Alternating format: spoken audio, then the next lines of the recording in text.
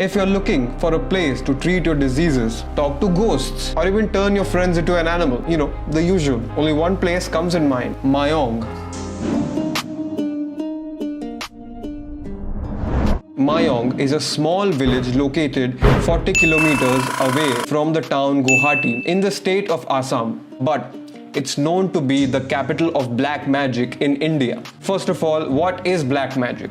Black magic is basically using supernatural forces and dark energies and powers for your own selfish reasons or to disturb someone mentally or physically.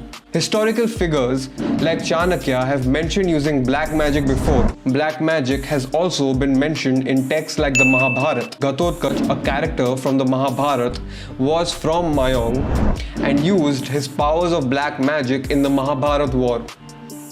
Situated on the banks of the Brahmaputra river, Mayong comes from the word Maya, meaning illusion.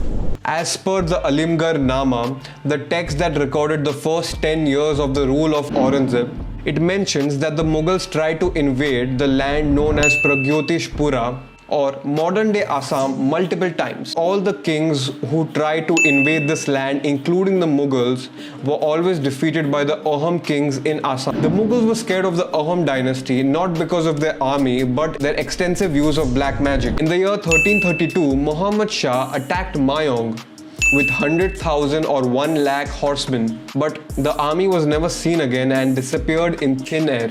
I know, right? What the f***? Now, I don't believe in black magic that much, but it's fascinating to know that people and kings from the ancient world used to fear this place and the dark practices that are still followed today.